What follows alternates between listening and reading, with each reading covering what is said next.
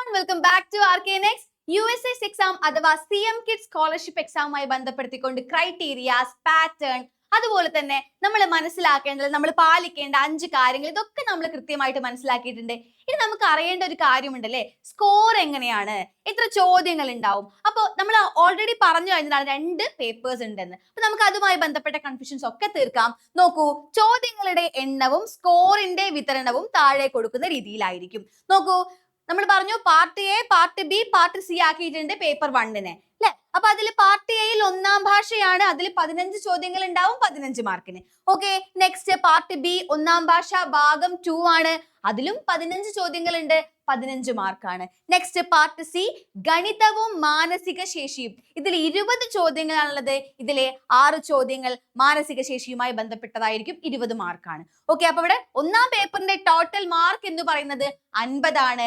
Next നമുക്ക് 2-ാം പേപ്പറിലേക്ക് paper 2 നോക്കാം. അതിലും 3 പാർട്ടായിട്ട് തിരിച്ചിട്ടുണ്ട്, part A, part B, part C. Part എയിൽ ഇംഗ്ലീഷ് ആണ്, 15 മാർക്കിന് ചോദ്യങ്ങളുണ്ട്, 15 ചോദ്യങ്ങളാണുള്ളത്.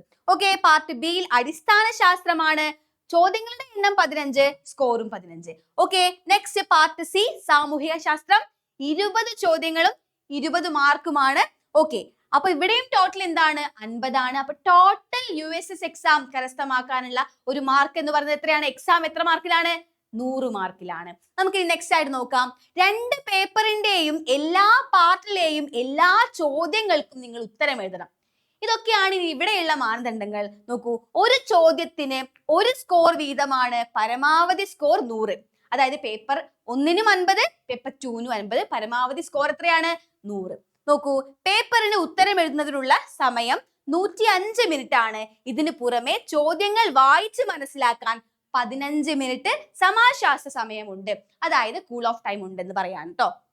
നോക്കൂ, ഓരോ വിഷയത്തിലും അതാത് വിഷയങ്ങളുമായി ബന്ധപ്പെട്ട ഉയർന്ന ശേഷി പരിശോധിക്കുന്നതിനുള്ള ചോദ്യങ്ങൾ ഉണ്ടായിരിക്കും. അതായത് നമ്മുടെ മെന്റൽ എബിലിറ്റി കൂടെ ചെക്ക് ചെയ്യുന്ന രീതിക്കുള്ള ചോദ്യങ്ങൾ ഉണ്ടായിരിക്കും. നമ്മൾ ആദ്യത്തെ വീഡിയോയിൽ പറഞ്ഞു എത്തരത്തിലുള്ള ചോദ്യങ്ങളാണ് ഉണ്ടാവുക എന്നുള്ളത് അല്ലെ.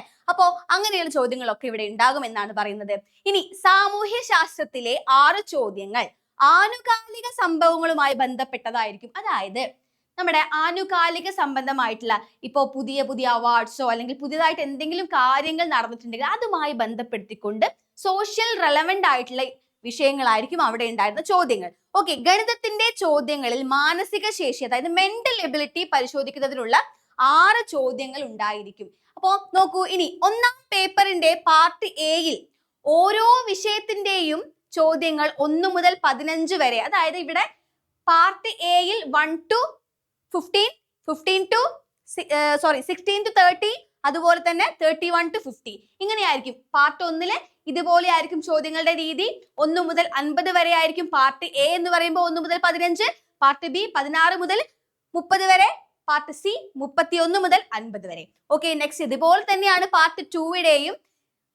ആദ്യത്തെ പാർട്ടിൽ എന്താണ് 1 മുതൽ 15 വരെ, രണ്ടാമത്തെ പാർട്ടിലോ 16 മുതൽ 30 വരെ, മൂന്നാമത്തെ പാർട്ടിൽ 31 മുതൽ 50 വരെ. അപ്പൊ ഇത്രയും കാര്യങ്ങളാണ് നമുക്ക് USS എക്സാം അഥവാ CM കിഡ് സ്കോളർഷിപ്പ് എക്സാമുമായി ബന്ധപ്പെടുത്തിക്കൊണ്ട് നമുക്ക് പറയാനുള്ളത്. നമ്മുടെ ഇൻഫോർമേഷൻസ് ഒക്കെ ഓൾമോസ്റ്റ് കഴിഞ്ഞു അല്ലെ. ഇനി നമ്മൾ പഠിക്കണം. അപ്പൊ നിങ്ങൾ കൃത്യമായിട്ട് പഠിക്കാം. നിങ്ങൾക്ക് എല്ലാ ഹെൽപ്പുമായിട്ട് RKNX കൂടെ ഉണ്ടാവും. അപ്പൊ ഉറപ്പായിട്ട് നമ്മുടെ ചാനൽ സബ്സ്ക്രൈബ് ചെയ്യുക, വീഡിയോക്ക് ലൈക്ക് ചെയ്യുക, മാക്സിമം ഷെയർ ചെയ്ത് കൊടുക്കുക. Okay, by.